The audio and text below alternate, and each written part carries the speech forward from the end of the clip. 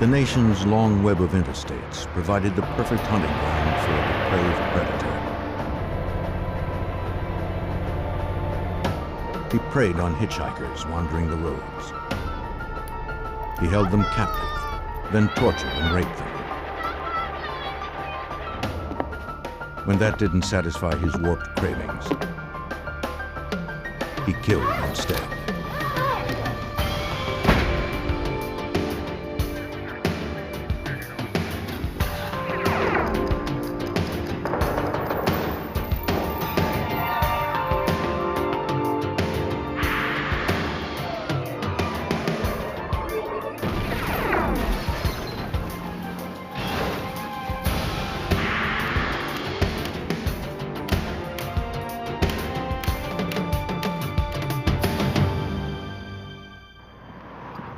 Across the nation, a serial rapist targeted unsuspecting women. It was only a matter of time till his dark urges raged out of control and led him to murder. He followed a path so random, it was impossible to trace, and all that tied him to his crimes were his access to the highways and a bizarre sexual fetish. I'm Jim Kallstrom, former head of the FBI's New York office. When investigators believed the suspect had committed dozens of murders, the FBI was determined to put the brakes on his nationwide rampage.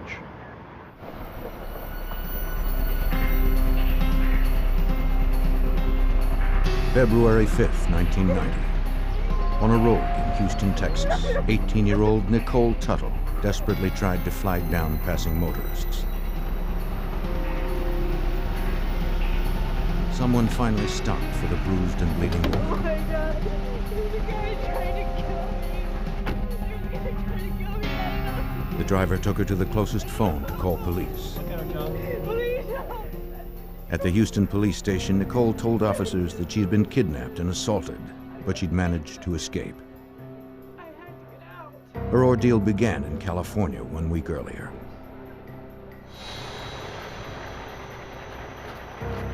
On January 29th, she hitched a ride from a trucker at a rest stop. He said his name was Dusty and that he was headed east through Arizona. After a few hours on the road, she fell asleep in the back compartment of his truck. It seemed that was exactly what he was waiting for. He climbed in back and overpowered her. Before she was fully awake, he chained her to the walls and gagged her with a horse bit. The trucker whipped her and pierced her with pins and fishhooks. He also raped and sodomized her. Nicole told police that she was chained inside the cab for 6 days. Her ordeal didn't end there. Inside his Houston apartment, the trucker allowed her to bathe, then chained her to the bed and raped her again. She watched helplessly as he approached her with a straight razor. He pressed the blade close to her scalp and began to slice off her hair. After 3 hours, he forced her back into the truck. This time, he failed to bind her. When they stopped at a brewery, he left her alone as he walked inside to sign for his new freight. Do you know how many days that you were in the truck? Nicole knew this might be her only chance. Where did you... She ran for it, still wearing a dog leash around her neck. I needed to go to California. Houston police stopped a trucker in the area whose rig fit Nicole's description. Hey, Nick. She said he was not the man who attacked her. A background check revealed no outstanding warrants or convictions, so police released the trucker. Nicole told the officers to stop searching. She was too frightened to testify against her attacker. She just wanted to go home to California. On February 5th, the same day that Nicole escaped, another young woman was on the highway thumbing for rides. Just 15 miles away in Pasadena, Texas, 14-year-old Regina K. Walters was running away with her new boyfriend. Her parents were divorced, and Regina usually stayed with her father in Houston. She'd been visiting her mother for a few days when she fled and began hitchhiking. Whether she was following the lead of her new teenage boyfriend or just testing her independence, a trucker soon stopped for the pretty young girl.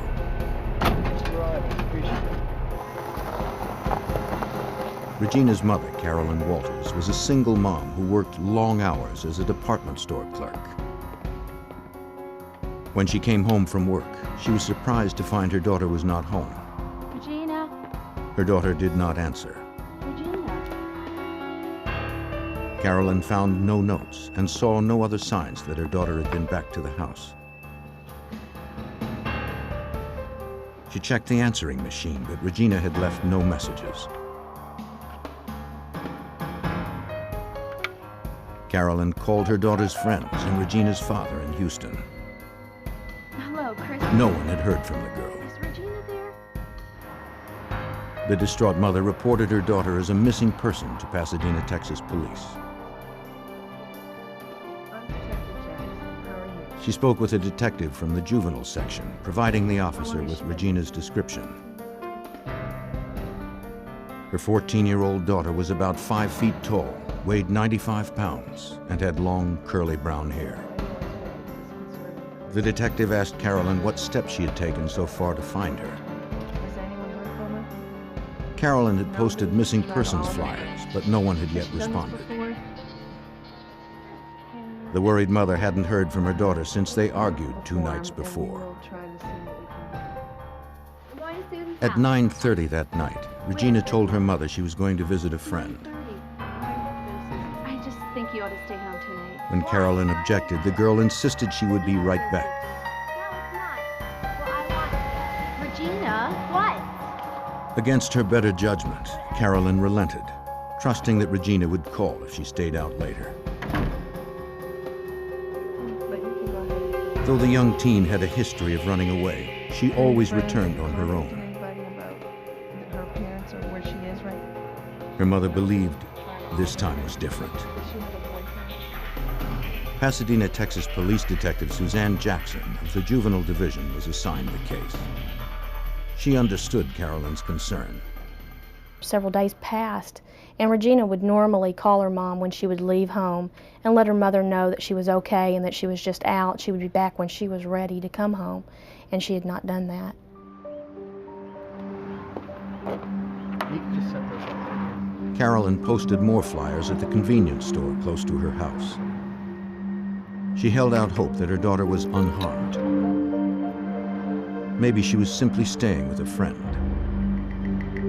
Along with Regina's photo and description, Carolyn offered a reward for information on her daughter's whereabouts.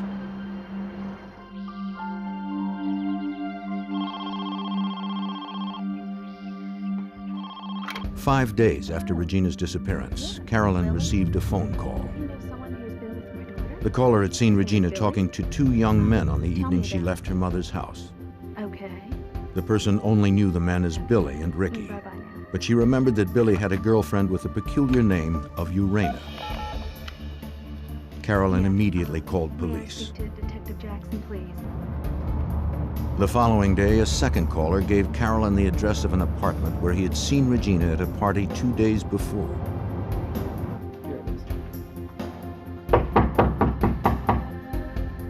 Doesn't sound When like police you- arrived, no one answered. Okay. The manager told them the apartment was rented to a man named Billy Wayne Gibbs. The next morning, the detective told her colleagues about the case.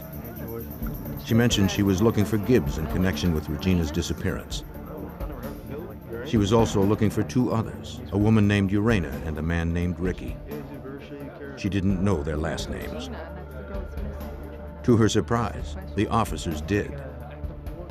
Billy Wayne Gibbs had a girlfriend named Urena Sweet and a friend named Ricky Lee Jones. The 3 were wanted in connection with an auto theft. Units were dispatched to Gibbs' apartment to wait for his return. Officers patrolled the nearby road. After several hours of surveillance, they picked up 17-year-old Gibbs and his girlfriend Urena near his apartment.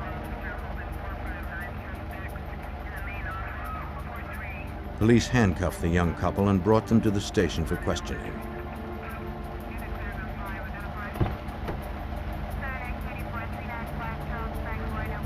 The third suspect, Ricky Lee Jones, was still at large.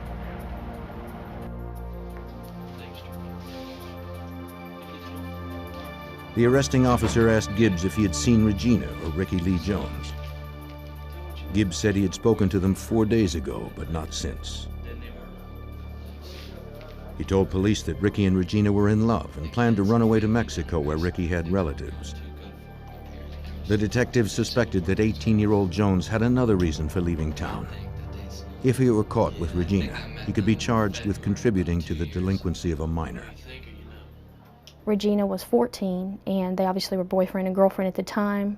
When they saw the flyers that the mother had left out with a reward on her location, they decided it would be best to leave the area so they wouldn't be caught. And that's when they decided to leave the area, hitchhike to Mexico.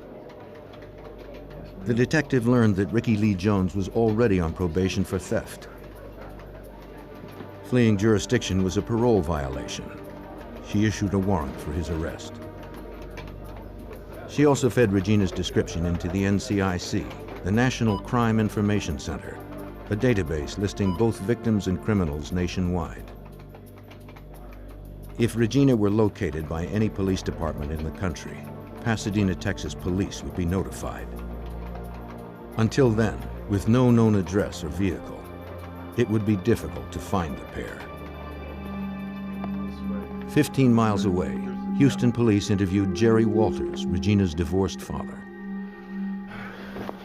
He told them he had received a disturbing call on his unlisted home number on the evening of March 17th. The conversation was brief, and Walters did not recognize the caller's voice.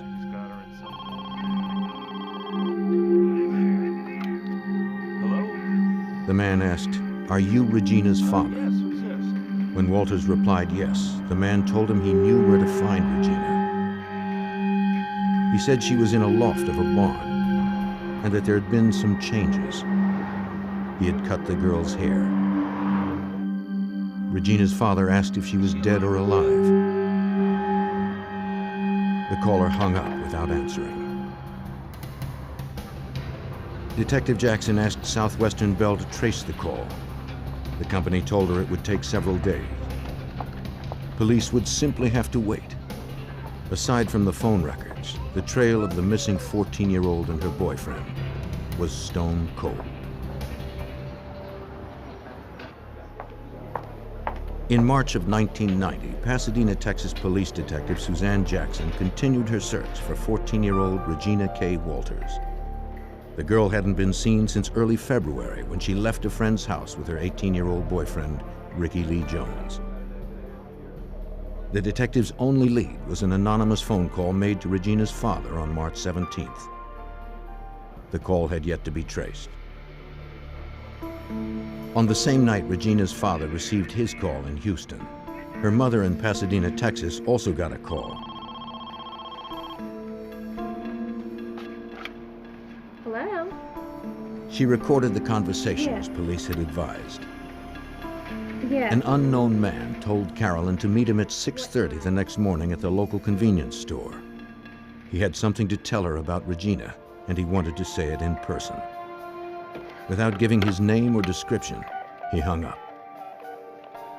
Carolyn called Detective Jackson, who told her it was risky to meet the man.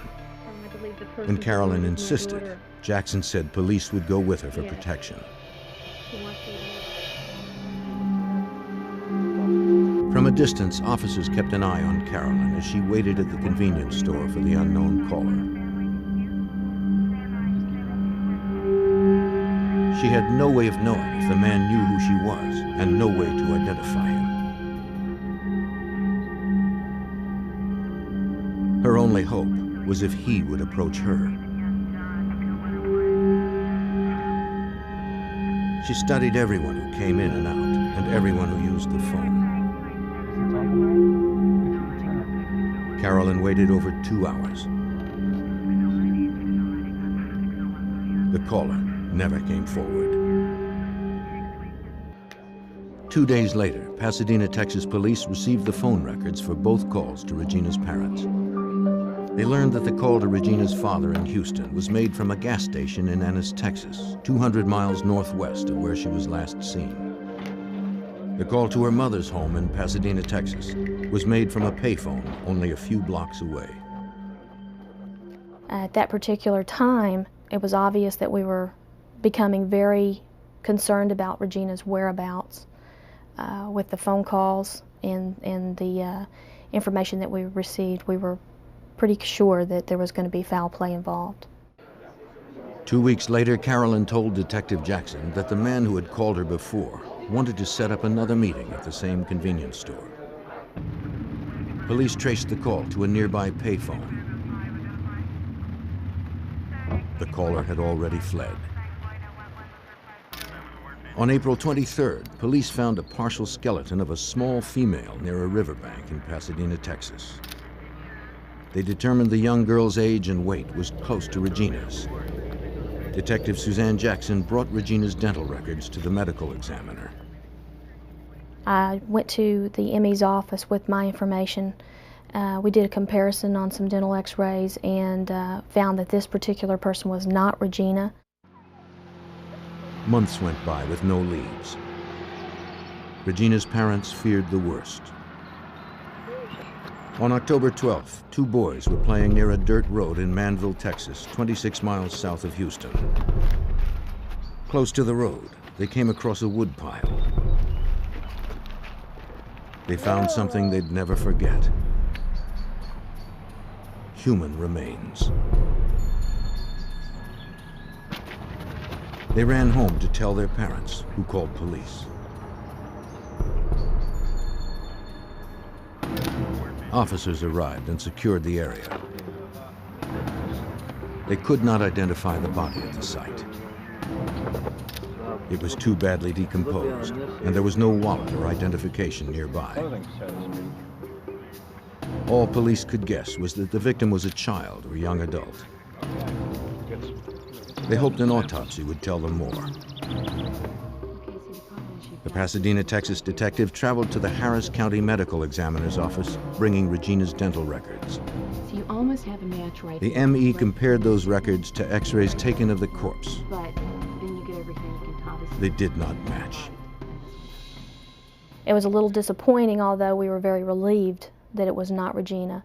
Her parents at this particular point were concerned that we were going to be recovering a body and we were not going to be locating Regina alive, and they were ready for some type of closure at this point. As the search continued in Texas through the fall of 1990, a farmer prepared to burn down his old barn in Bond County, Illinois. He hadn't been inside in years. The farmer climbed up into the hayloft to make one last check of the place. He looked through the abandoned building, but found only items long since discarded. Nothing seemed especially unusual or out of place. Then, something caught his eye. He looked closer at the strewn hay and saw a skeleton that appeared to be human. The farmer immediately called police.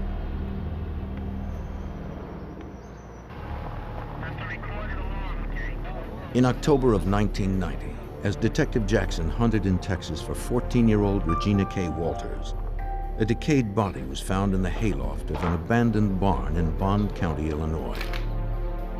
Agent Mike Sheely of the Illinois State Police responded to the scene.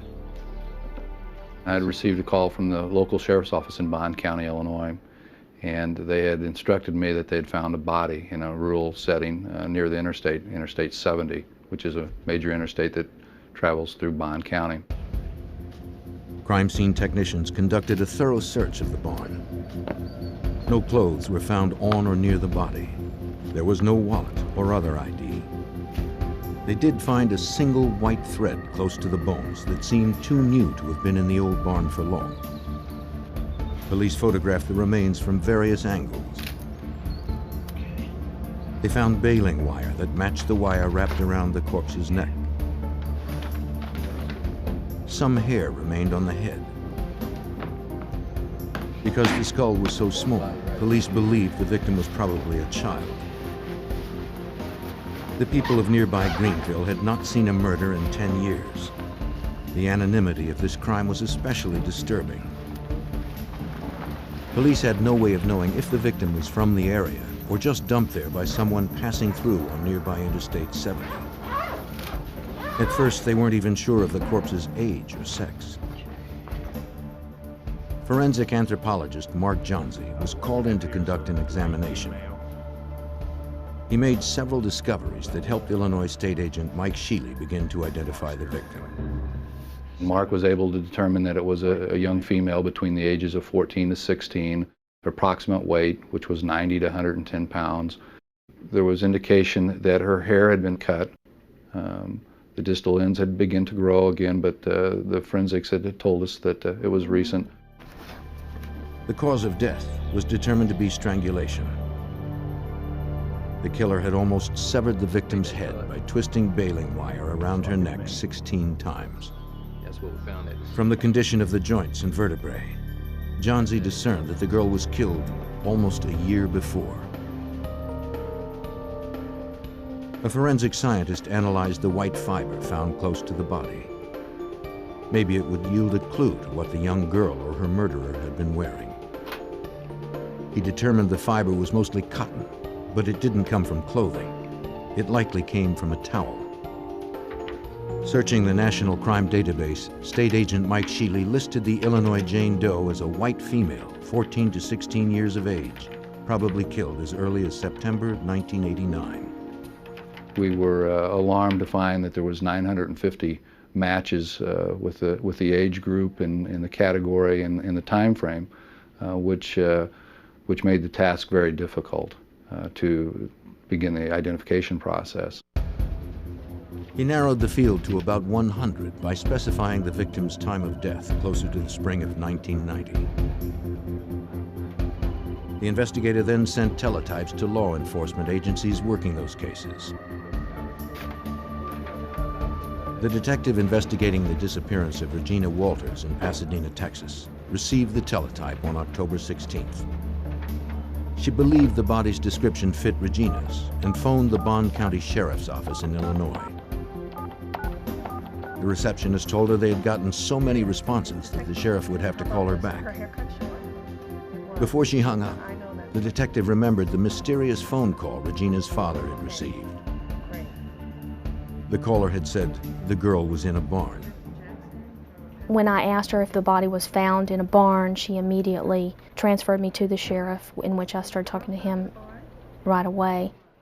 And it was immediately discovered that it was possibly Regina, and so we immediately jumped on that and started sending the teletypes back and forth. The detective asked another question based on the March 17th phone call to Regina's father. Did the girl in the barn have shorn hair? The Illinois authorities confirmed that she did. The girl found in Illinois matched the caller's description of Regina. We sent a copy of dental x-rays to Greenville, Illinois, to the sheriff's office, and those dental x-rays were matched with the body that was discovered there, and it was confirmed to be Regina's body. One question remained. Where was Regina's boyfriend, Ricky Lee Jones? Detectives called on the FBI for help. Special Agent Mark Young, a behavioral expert in the Houston field office, was assigned as case agent. And I tried to go in and contact every person that had any involvement with Ricky or Regina. I wanted to see if there was anything that they mentioned that would have proven valuable to locating Ricky. At his former high school, Pasadena, Texas detectives also continued to pursue Ricky Lee Jones. That's right, you did. When you called, just a second, please. A guidance counselor said that Jones had not been enrolled in school for the past year. He was in school last. Okay, do you have any information I need? She had little other information about him, though she did provide his last known address. Pretty old. It was the home of Jones's family. His sister Tammy was the only one there. She said that no one in the family had seen Ricky for over a year. A year? You haven't seen him in a year? They had written him off as a bad kid, believing he'd end up in prison. A year? Yeah. The detective asked if they had relatives in Mexico. Tammy said her mother had some in Matamoros, just south of the Texas border. Have you seen her? Jackson showed her a photo of Regina, but Tammy didn't recognize her. Okay, that's the last time. Has he left? Ricky was already listed as wanted because he had violated his probation. So we felt like maybe he was afraid to come home if he did know anything about Regina's disappearance and her death. We were in fear that he may not want to call and tell us what had happened or may be involved himself. As Special Agent Mark Young pored over the details of the case, he developed a profile of Regina's killer. The agent determined that 18-year-old Ricky Lee Jones probably did not commit the crime. If Ricky Lee Jones had murdered Regina, he would have done it in a fit of anger, and that would have been reflected in the crime scene, and you didn't see that. It was a very controlled, purposeful crime scene. You got the impression that this is an older person, a white male, a traveler, truck driver, traveling salesman, somebody that had a reason to be across the country. The fact that the barn was close to an interstate supported Agent Young's theory. The crime scene told the agent more about the sadistic murderer. He had stripped off Regina's clothing, killed her slowly by strangulation, and most notably, had cut Regina's long hair. Whoever did this crime was doing things beyond what was necessary to perpetrate the crime. Maybe a sexual predator or sexual sadist, a person that had other offenses also. Investigators were alerted to another crime in the town of Marshall, Texas, 200 miles north of Houston. Partial skeletal remains of a young man were found, washed up on a creek bank. The skull had been perforated on the left side by a small caliber firearm. Though there was little evidence to positively identify the body, the victim's age and location led police to conclude it was probably Ricky Lee Jones. I came to the conclusion that there were no other leads to cover in this case. For all intents and purposes, the case was closed in our division. We had nowhere else to go.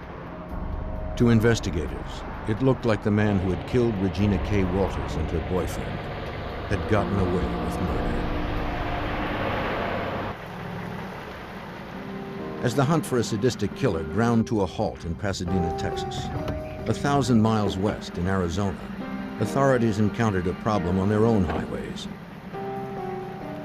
An Arizona highway patrolman was at the end of his shift when he came across a tractor-trailer parked on the side of an interstate on-ramp. The rig had to be moved. It was a hazard to passing motorists. He noticed the lights were on and the engine was still running. As he approached the driver's door, Officer Michael Miller recalled that a man suddenly burst out of the cab and immediately spread his arms against the truck. And I asked him, I said, "What's going on?" And he said, "Nothing, officer, we're doing just fine." He said, "There's no problem.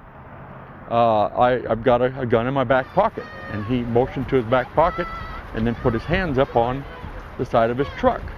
This was kind of an unusual situation. And I could still hear the woman screaming on the inside of the truck. Miller cuffed Robert Ben Rhodes and escorted the trucker back to his car to question him further. He said it was just fine. They were there together in a, I guess you would call it, consenting situation. And, but I didn't know if the screams coming from the woman were the fact that she was startled, she was surprised, but I was going to find out what the situation was. With Rhodes's hands cuffed behind his back, Miller seatbelted him into the patrol car. The officer returned to the truck to check on the frantic woman. He found her handcuffed to the walls by her wrists and ankles. The patrolman assured her she was no longer in danger. I told her, "Ma'am, you're going to need to remain here until I can get some help out here, because this is a criminal or a crime scene, and some detectives are going to have to look at this." I said, "Just remain calm. This man is not going to be back to bother you again. Just remain calm." I left the truck and moved back to my patrol car. Miller returned just in time. Rhodes had maneuvered his cuffed hands in front of him and released his seatbelt. He was about to open the car door. The officer quickly recuffed him. There is no actual routine stop out there on the road that no matter what you come across out there, you never know who you're dealing with. And it kind of sent a chill up my spine to know that if this man, as cool as he was, could have probably killed me and the girl at the same time and still been on the road. Police from the town of Casa Grande arrived on the scene. They freed the woman and transported her and Rhodes to the police station for further questioning. Inside the truck, they found a gruesome array of torture tools. Chains that attached to rings welded to the back of the sleeper compartment, fishhooks, bloody towels, a horse bit, and a briefcase filled with the implements of a sexual sadist. They also found a camera in the briefcase, along with several hairs that did not belong to the woman found in the truck. Casa Grande Police Detective Rick Barnhart led the investigation. Robert Rhodes had what I refer to as a rape kit in his truck. He had all kinds of paraphernalia. He had long sticks with clips on the end where he would draw and quarter his victims. He had whips. And just based on that, I knew Robert Rhodes was a predator. Just north of Phoenix at the truck stop. The woman found chained in Rhodes's truck was 27-year-old Kathleen Vine. I've never had any problems before. She told the detective she had been picked up about an hour earlier from the Rip Griffin's truck stop north of Phoenix. He was trying to rape. When she dozed off in the sleeper compartment, the trucker climbed back, assaulted her, and chained her to the walls. The man told her his name was Whips and Chains, and that he'd been doing this for 15 years. Police photographed her injuries, wrist burns from the handcuffs, and welts from the beatings. She tried to fight off her attacker, but her hands were chained. All she could do to defend herself was to bite him. She managed to injure his left shoulder enough to distract him from raping her. Kathleen agreed to press assault and kidnapping charges, but Detective Barnhart believed she might be problematic for the prosecution. My interview with Kathleen was really sort of bizarre. She would talk about this reality, this terrible assault that she endured, and then periodically she would revert back to a story about her traveling across the country to see the president. She told me she wanted to give the president a microchip, and she talked about the underground prison where no one escapes from. And all this time my heart was sinking because I needed Kathleen to tell a very lucid story about the horrible incident that happened to her. The detective asked trucker Robert Ben Rhodes for his version of events. Rhodes said Kathleen was crazy and described her as a lot lizard, the trucker's term for a woman who trades sex for rides. He claimed that she solicited him and that she liked it rough, though they never actually had sex. He refused to provide any details about what happened in the truck's sleeper compartment. He talked around the subject, never admitting to any crime. Can you please remove your... Police photographed Rhodes's wound. It looked like a bite mark on his left shoulder, just as Kathleen had described.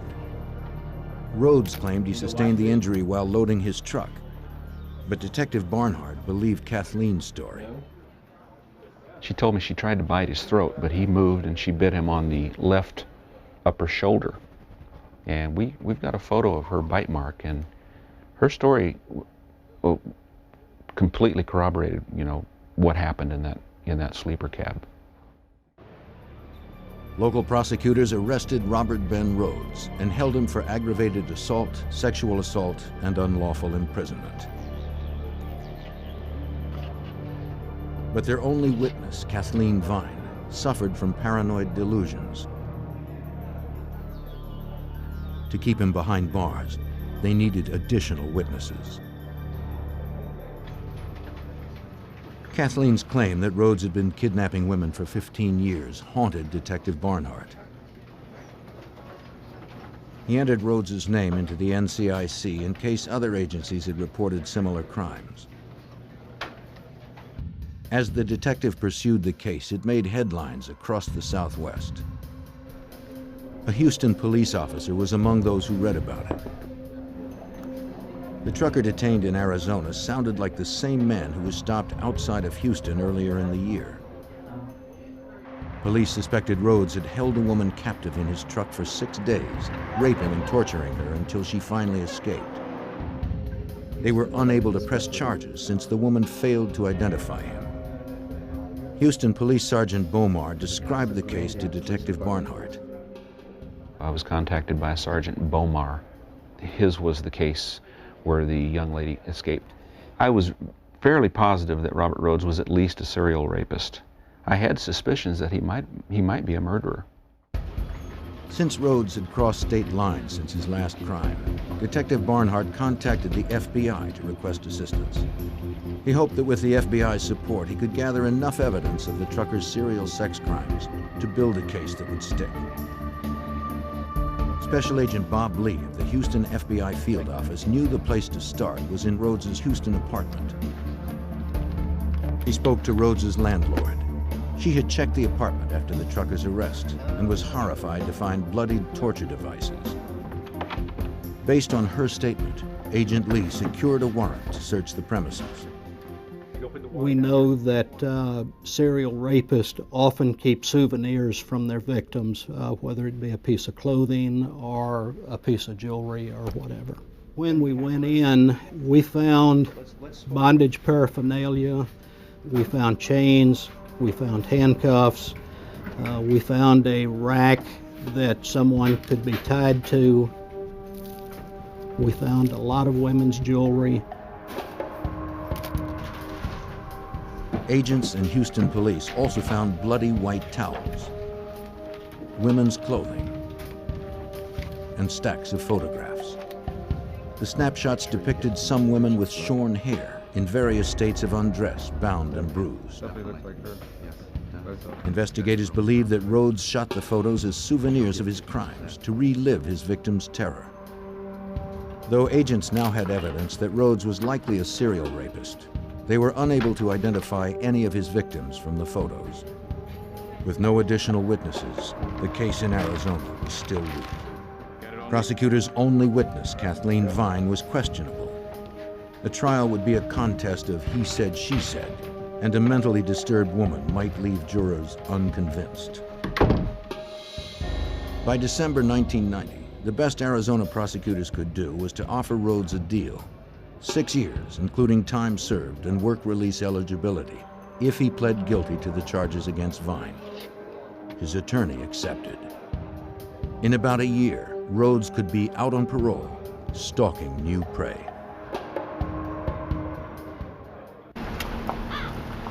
By October 1991, a year after 14-year-old Regina K. Walters was found murdered in Illinois, her case remained unsolved. Special Agent Mark Young, an FBI profiler, predicted the murderer was probably a trucker or traveling salesman with prior sexual offenses. His signature behavior was to hack off his victim's hair. Agent Young spoke to area law enforcement agencies hoping they had open cases that might match the profile. One day, Bob Lee, who was an agent in the FBI on the Violent Crime Squad, overheard me talking on the phone to a police officer. And he said, hey, I had a case I had worked a few months back where a truck driver kidnapped a young girl and her head hair was cut just like you're saying. The victim's name was Nicole Tuttle. She had also been raped repeatedly and had escaped the day Regina Walters and Ricky Lee Jones were last seen alive on Monday, February 5th, 1990. That same day, Houston police had stopped a trucker named Robert Ben Rhodes, who fit Nicole's description of her attacker. At the time, she told the officers it was the wrong man. Special Agent Bob Lee from the FBI's Houston field office recalled that Nicole later changed her story in the hospital where she was treated for her wounds. Later that night, she told the detectives that Robert Ben Rhodes was, in fact, the individual that had kidnapped her. When asked if she wanted to press charges, she told the police officer that all she wanted to do was go home. Lee also told Agent Young that Nicole was not the trucker's only victim. Rhodes was serving time in an Arizona prison for the assault of Kathleen Vine and was eligible for work release in just 3 months. The agent then described the search of the trucker's residence. And he said, we found some photographs in his apartment, some of his own pictures, with somebody else with short hair who, it seems like she was at a barn.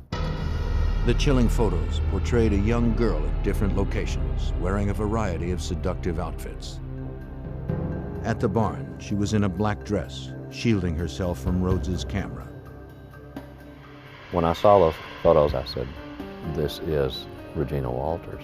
In order to verify that, I went to the family and I got several of their pictures, and there are facial characteristics and markings that exactly duplicated the pictures Rhodes took. The FBI began to build a kidnapping and murder case against Robert Ben Rhodes.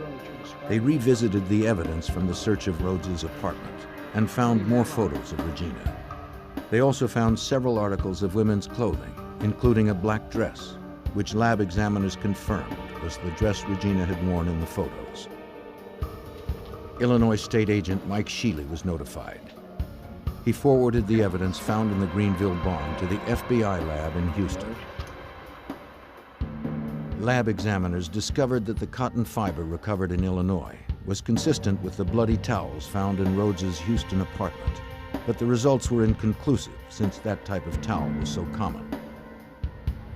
Detective Jackson from Pasadena, Texas, met with agents Sheely, Young, and Lee at the Houston FBI field office to discuss what they needed for a solid indictment against Rhodes, not only for Regina's murder, but for crimes against his other nameless victims.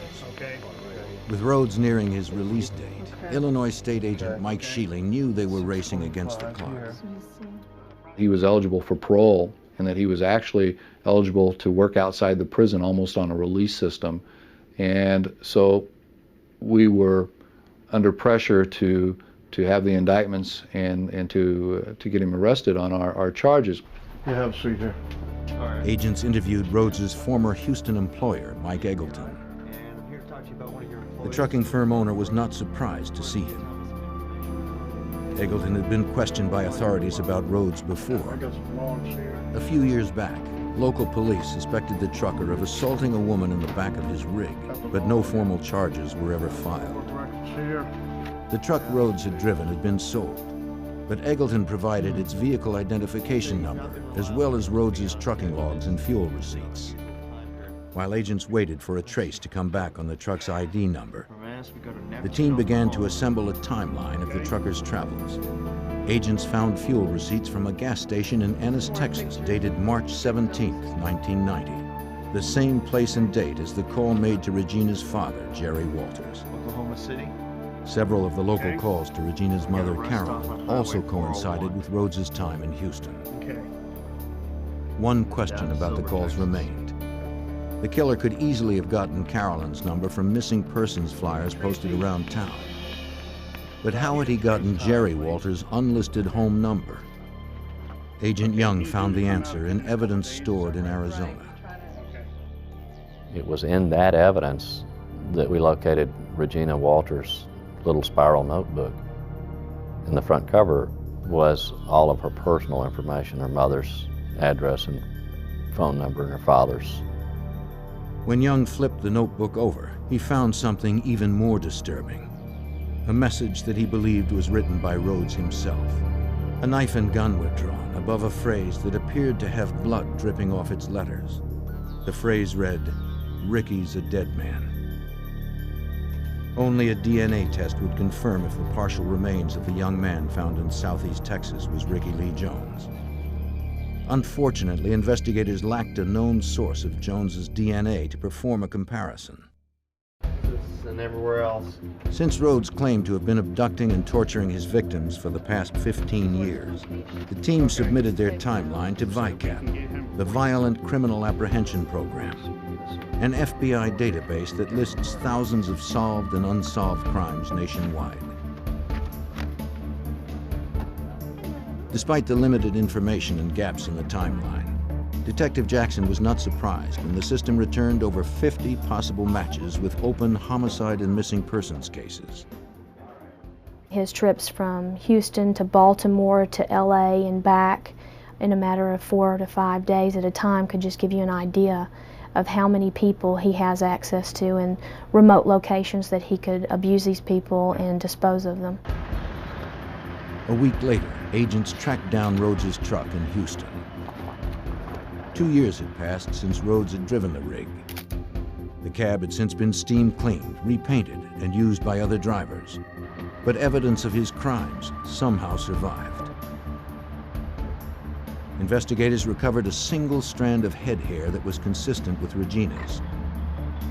Miraculously, they also found a small fingerprint on the vinyl upholstery in the sleeper compartment that matched her prints. That proved she had been in the truck, but it did not prove when or whether she'd been there against her will. By January of 1992, almost 2 years after Regina had disappeared, investigators determined the evidence was not decisive enough to prove interstate kidnapping. They dropped the federal case. With Rhodes's parole hearing just a week away, investigators convinced the Bond County prosecutor to press charges in Illinois for capital murder. They knew the evidence was circumstantial, but they pressed on. I feared that he could escape, and I also believe that due to the overcrowding in the prison systems and those sort of things, that he could be released. On February 6th, investigators traveled to the Arizona State Prison in Florence to serve the warrant to Rhodes. Their plan was to confront Rhodes with photos of Regina, hoping to prompt a confession. An incriminating statement would bolster their case. The suspected serial killer was unfazed, even smug. We spent approximately an hour with him, but Rhodes was unwilling to speak with us and denied any involvement in the death, and was very firm in his denials. And at that point, we knew that we were going to have to prove our case. Agents believed Rhodes knew they were fishing for a confession because their evidence was weak. They suspected this arrogant man was betting he could beat the charges. Maybe he believed that they didn't care enough about his victims to earn a conviction. A lot of serial offenders, whether they're killers or other sexual predators, will pick victims that they consider the forgotten people. Because they're banking on that element that law enforcement and society doesn't really care about hitchhikers or less wealthy people, less established folks. He preyed on that type of person in the hopes that he wouldn't get the attention that did happen. Almost 2 years after the death of Regina K. Walters and the kidnapping and sexual assault of at least 2 other women, Robert Ben Rhodes was extradited from Arizona to stand trial in Illinois. He and his attorney managed to delay the trial date for 6 months. On September 11th, the overconfident trucker lost his nerve. In a Bond County, Illinois courthouse, his attorney pled down the capital murder charge that carried a possible death sentence. He accepted an offer of first-degree murder with a penalty of life. Rhodes was sentenced to life in prison without the possibility of parole. Even as he serves his time in the maximum security prison in Chester, Illinois, investigators have not abandoned the case. They continue to gather evidence, committed to proving that Regina K. Walters was not Rhodes' only murder victim. There is one other picture of a female as yet unidentified that got into the truck with him. We're somewhat concerned whether that may be another victim. Anybody that gets into the comfort zone of the truck of a serial killer may potentially be another murder victim. Investigators continue to work on identifying the unknown women from Rhodes's past in hopes of bringing the small comfort of closure to their grieving families.